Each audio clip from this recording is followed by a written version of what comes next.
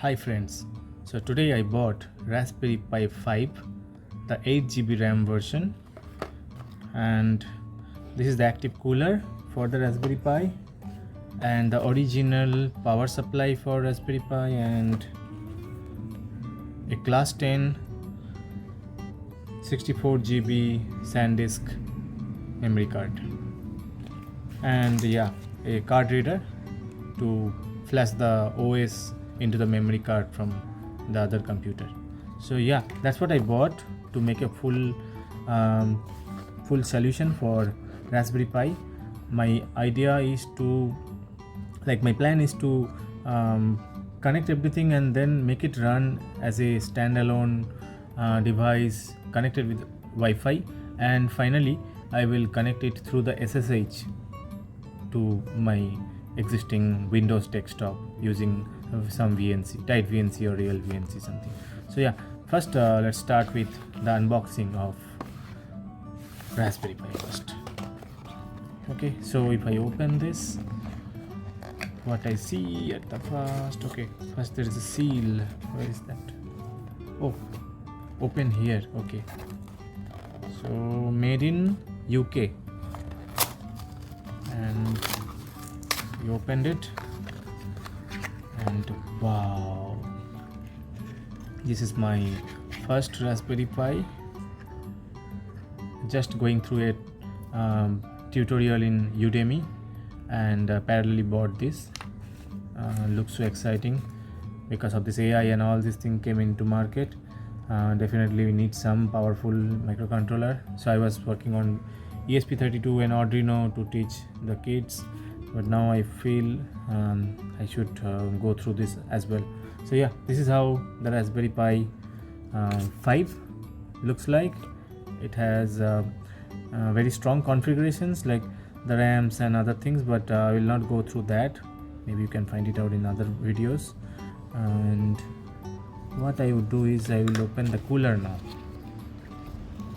Cooler is the Raspberry Pi Active Cooler is a dedicated chip-on cooling solution for dedicated clip-on cooling solution for Raspberry Pi 5. So it's probably compatible only with Raspberry Pi because they are specifically mentioned, and features single piece anodized aluminum, all this thing, and this is how it will fit. They have given a indirection by the dotted line. Let's see how easy it is to do. And here it is. Looks very premium in hand. There's a glue inside, so let me take the Raspberry Pi out and keep the photo. Okay, as per the photo I should keep the Raspberry Pi like this, so now it matches with the photo. Okay, now I'll remove the sticker. I think it's a heat sink sticker, not like the double-sided tape, ordinary double-sided tapes, and then it will simply go into, okay, let me see, it should touch all the chips. That's the cooling matters, but which side? Oh no, I was about to make a mistake. The fan should be facing towards the USB ports, and now if this is the hole it is supposed to go, or what? So if I touch it here, it will touch here, and it will touch here, and this will touch it. Oh, okay, I see. So this one here, this one here, just touch it exactly there.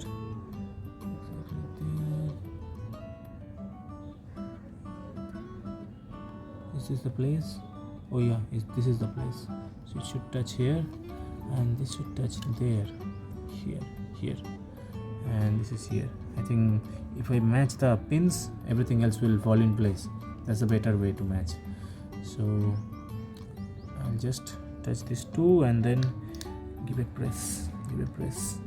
One, pinned. And then this side also I'll show you. This will come through this hole.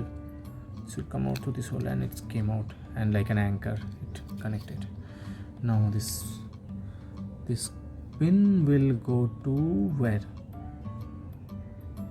UART. So this has 4 pin flat. Looks like this UART pin, but not, definitely not. It should be, I need to check something. Okay, let me check. Oh, it's there, it's mentioned here. So it should go in that this particular pin. So maybe it is covered so that the thing goes in, and then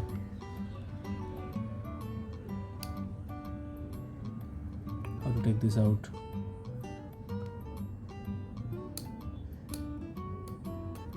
Oh, it just came out. I just hit it from this side, and it came out simply.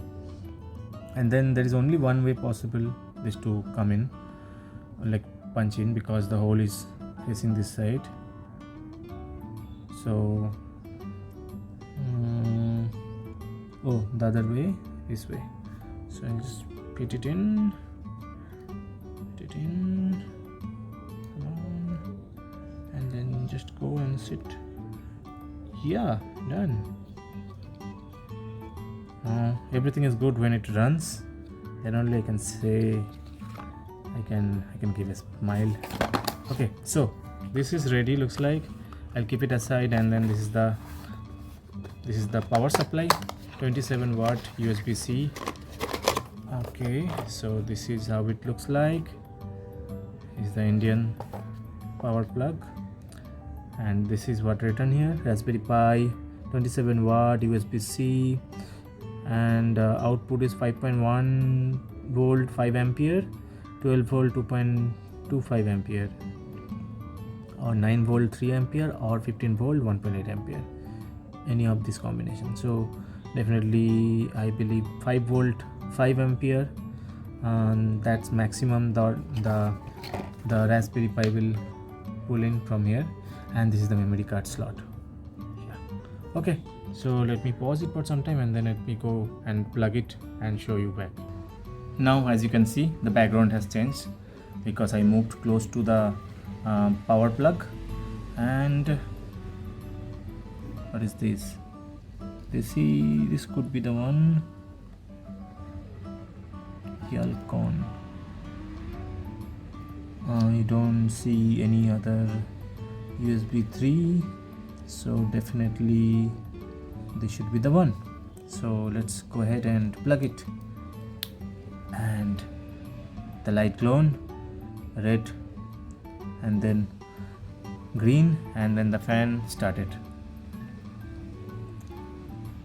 Okay, so things are working so far, but if it really works, that I will come to know after flushing the operating system into the chip and sliding into the memory chip. So for that, please wait for another video. Thank you. And finally, I installed the Raspberry Pi OS, and using the real VNC, I double click, and here is my Raspberry Pi OS. And if I go to, so I have installed I have installed the Arduino IDE here. It's really fast. So just the blink code, if you see how fast it compiles. So okay, what I'm doing actually, so because you see from Raspberry Pi I am running the Arduino, so definitely I must have connected the Arduino with the Raspberry Pi. So here it is. You see, this is the Raspberry Pi, and then it's connected with the Ethernet cable, and one more USB port coming till here, and here is my Arduino. And now it's blinking in 1 second interval. Let me change the value just to show how fast this 64-bit Arduino OS is, because Raspberry Pi 5 supports 64-bit OS. And then I just click on this, and I see how fast the done button, the done message comes. So I click 1, 2, 3. done uploading, and you see here is the code uploaded. So now you may not need the desktop, you just need the monitor, any monitor, and then remotely you can connect to the Arduino sitting anywhere in your room, and connected in the same Wi-Fi obviously, and you can work on this. And if you see the resolutions that it supports now, so if I go here, preferences, screen configuration, and if you see the resolutions here under resolution, this one, you see the Raspberry Pi 5 supports 4K, so that's awesome. I'm not keeping it in the high display mode because I don't want it to be hogged by the display and heat up. I want it to heat up by processing something, not by showing a nice display. So that's my preference. It's up to you. So thank you. That's what I wanted to share. Thank you.